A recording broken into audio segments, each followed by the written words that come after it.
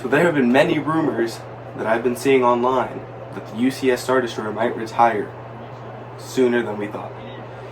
So in this video, we're going to be checking out the pros and cons of the said Star Destroyer and see if it's worth buying.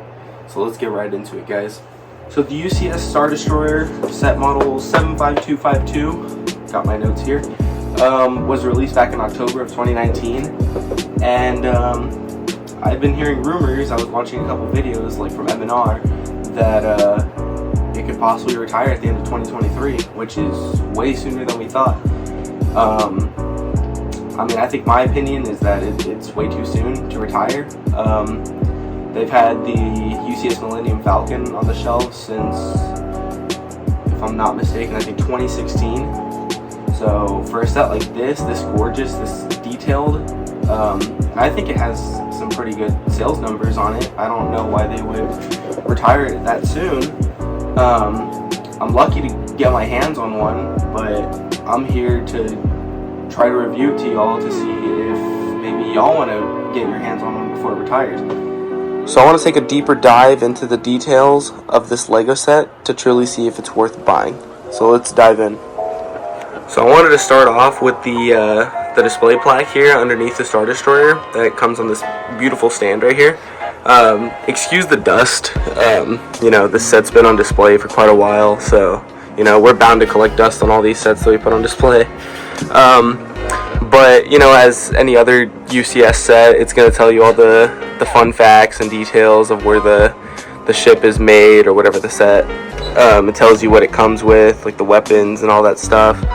And it comes with these two Imperial officers right here. So you get this one. There we go. And then we get this one over here. And I love the detail. Love the leg printing on these. This one, he has the boots printed on. So I think that's pretty cool. I'm not too sure if the 2002 UCS Lego set came with one, or came with minifigures. But yeah, so this is a cool little addition to this Lego set. Next, I want to look at the stand that holds up the whole Star Destroyer. And at first sight, you would think, oh, like this stand is way too weak to hold this heavy of a set. I think the set in total weighs about, if I did my research, and I think it was 7.26 pounds, which, you know, obviously isn't a lot, but for a stand that looks like this, you would think, oh, it's just going to crush right down and just come falling down.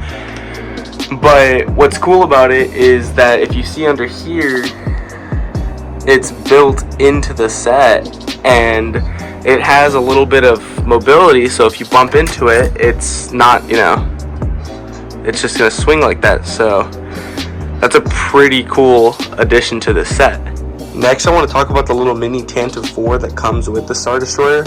And at first sight, like my first reaction, I mean, you really get like a grip of how big this set is meant to be when you see how small this little Tantive 4 is.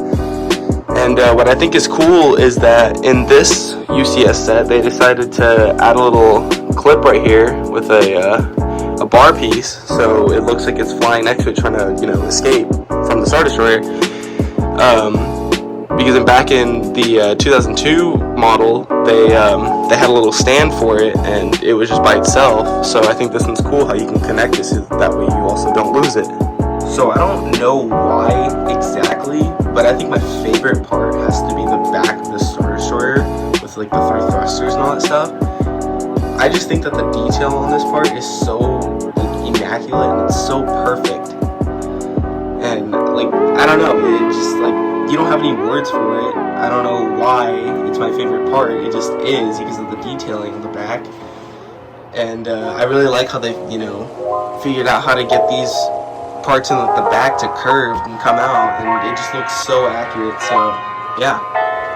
Next, I want to talk about the cannons that you get. You get a 4 on each side, 4 here, and they swivel around. So you know, if you're creative in your head, you know, you can do some pretty cool mocks and stuff like that. I'm not exactly sure why the 4th one is different from the other 3. It's like them on the other side as well. But I mean, I don't really have any complaints for it. I still think they're great looking. So many of you may be wondering, oh, well, how do I transport this big of a set? I mean, you can't grab it on the bottom or the panels are going to break off. Well, they did something very creative here. So if you take off these top parts of the Star Destroyer, hold on, mine likes to get a little stuck sometimes. Yeah, you also have to be pretty gentle whenever you take these off because they could snap on you. There we go. As you can see, there's a handle, which is pretty cool that Lego implemented that onto this the Lego set.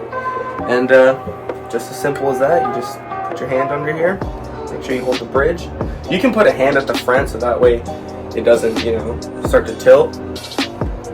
But there you go. It's pretty simple to move. And I mean, if a little 10-year-old kid wanted to buy this to play with, God forbid that they don't, you can grab that and just, you know, kind of you're swooshing around. So yeah, pretty cool that Lego implemented that into this, you know, giant set. So now, last but not least, the main question: is it a set worth buying before it retires? In my opinion, yes. I think it's a gorgeous set. It's, you know, the centerpiece for anybody's collection. I mean, as you can see in the last clips, I mean, the details are just gorgeous on this. I think Lego did a fantastic job on this set. I know, you know, $700 is not easy to come by. But, I mean, if you just put money here and there and just save, you could have one of these bad boys on your shelf. So, I think it's definitely worth buying before it retires. You know, just be smart with your money. And, yeah. So, with that being said, I think that's going to wrap it up for this video. If y'all enjoyed watching this video, this review, smash that like button, and I'll see y'all next time.